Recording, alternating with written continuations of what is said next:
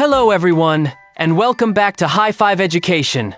Have you ever wondered how teachers calculate your class average? How sports analysts compare players' scores? Or how weather experts describe temperatures over a week? They all use statistics to make sense of data.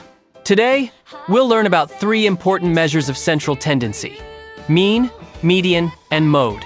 These help us understand what a set of data is telling us by identifying its typical or central value. Let's get started. Now, let's take a look at our learning intention for today's lesson. By the end of this lesson, you will be able to achieve 3 important goals. First, you will learn how to find the mean, median, and mode of a set of data. These are called measures of central tendency, and they help us describe a group of numbers using a single value. Second, you will understand the differences between the mean, median, and mode. You'll discover when each measure is most useful and how they provide different information about the same data set. Finally, you will apply these concepts to real-life situations. Whether you're calculating the average test score in a class, finding the most popular ice cream flavor, or determining the middle value of a list of numbers, you'll see how mean, median, and mode help us make sense of data in everyday life. By the end of today's lesson, you'll be able to confidently calculate and interpret these 3 important measures of central tendency. Let's get started and explore the world of data together. Now, let's begin with our first measure of central tendency, called the mean. The mean is simply the average of a set of numbers. It gives us a single value that represents the center of the data. Have you ever heard someone say, "The average test score was 85," or "The average temperature today is 24 degrees"? That average is called the mean. To find the mean, we follow 2 simple steps. Step 1, add all the numbers together. Step 2, divide the total by the number of values in the dataset. Let's look at an example. Suppose we have the numbers 6, 8, 10, 12, and 14. First, we add them together. 6 plus 8 plus 10 plus 12 plus 14 equals 50. Next, we count how many numbers there are. There are 5 values. Now, divide the total by the number of values. 50 divided by 5 equals 10. So, the mean is 10. Notice that the mean doesn't always have to be one of the numbers in the data set. Sometimes it can even be a decimal. Now, let's move on to our second measure of central tendency, called the median. The median is the middle number in a set of data after the numbers have been arranged from smallest to largest. The first and most important step is to arrange the data in order, from the smallest value to the largest value. Once the numbers are in order, you can easily find the middle number. Let's look at our first example. 8, 10, 12, 15, 20. These numbers are already arranged from smallest to largest. Now, let's find the middle number. The number in the center is 12. So the median is 12, but what happens if there is an even number of values? Let's look at another example. 6, 8, 10, 12. Since there are 4 numbers, there isn't just one middle number. Instead, there are 2 middle numbers, which are 8 and 10. To find the median, Step 1, add the 2 middle numbers together. 8 plus 10 equals 18. Step 2, divide the sum by 2. 18 divided by 2 equals 9. So, the median is 9. Now, let's learn about our third and final measure of central tendency, called the mode. The mode is the number that appears most often in a set of data. Unlike the mean and the median, you don't need to add, divide, or rearrange the numbers. You simply count how many times each number appears. Let's look at our first example. 4, 6, 6, 7, 9. Look carefully at each number. 4 appears once. 6 appears twice. 7 appears once. 9 appears once. Since 6 appears more often than any other number, the mode is 6. Mode equals 6. All right, mathematicians. Now it's time to try some of our guided practice. Let's work through our first example together.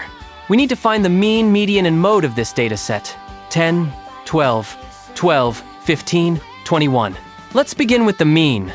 Remember, to find the mean, we add all the numbers together and then divide by the total number of values. First, let's add the numbers. 10 plus 12 plus 12 plus 15 plus 21 equals 70. Now, let's count how many values we have. There are 5 numbers. So, we divide.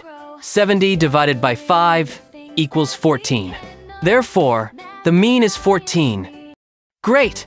We've already found the mean, which is 14.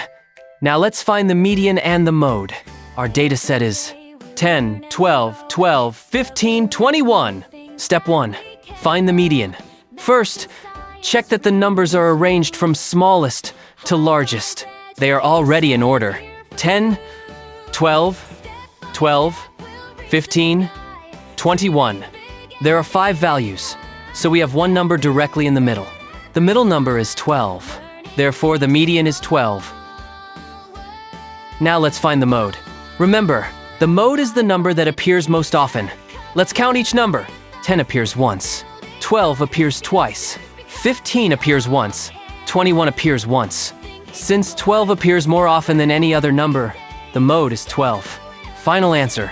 So, for the data set 10, 12, 12, 15, 21, mean equals 14, median equals 12, mode equals 12. Excellent work!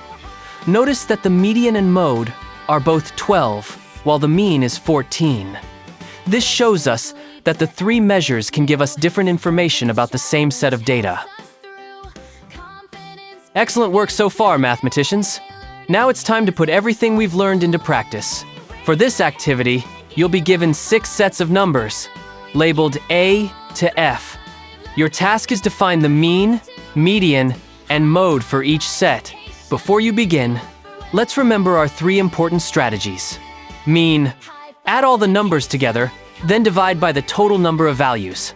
Median, arrange the numbers from smallest to largest, then find the middle number.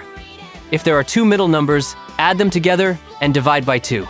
Mode, find the number that appears most often. For every question, write your answers in the correct columns. Mean, median, and mode. Here's a helpful reminder. Don't rush. For the median, make sure your numbers are in order before choosing the middle value. For the mode, carefully check which number occurs most frequently. Once you've finished all 6 questions, check your calculations and make sure you've answered every column. Remember, mathematicians, the goal isn't just to get the answer, it's to understand how you found it. Good luck, and do your very best. Let's see how well you can use your mean, median, and mode skills. Let's look at how mean is used in real life, especially at school. Teachers can calculate the mean test score of a class to find out how the students performed overall. For example, if a class has different test scores, the teacher can add all the scores together and divide by the number of students. The result gives the average or mean score. This helps teachers understand the class's overall performance and decide which topics may need more practice. So, the mean is a useful tool for understanding and summarizing classroom data. Now, let's see how the median can be useful in sports. A basketball coach can look at the median number of points a player scores across several games to understand their typical performance. For example, if a player's scores are 8, 10, 12, 15, and 20 points, the median is 12 points because it is the middle value when the scores are arranged from smallest to largest. The median can be helpful because it gives us a middle value that is less affected by an unusually high or low score. So, in sports, the median can help coaches understand a player's typical performance over several games. Now, let's see how the mode is useful in shopping. A clothing store can look at the shirt sizes sold most often to find out which size is the most popular among customers. For example, if the sizes sold are S, M, M, L, M, S, and M, the size M appears most often. Therefore, the mode is M. Stores can use this information to decide which sizes they should keep more available in stock. So, remember, the mode helps us identify the most common or most frequently occurring value in a set of data. Excellent work today, mathematicians. Today, you've learned how to find the mean, median, and mode, and you've discovered what each measure tells us about a set of data. Remember, mean tells us the average, median tells us the middle value, mode tells us the most frequently occurring value. These statistical tools help us analyze information, compare data, and make informed decisions in many real-life situations, from school and sports to shopping and beyond. Keep practicing with different sets of data, And soon you'll be able to confidently identify and use the best measure of central tendency. Thank you for learning with High5 Education. Keep learning, keep practicing, and keep aiming high. See you in our next mathematics lesson. Goodbye, everyone.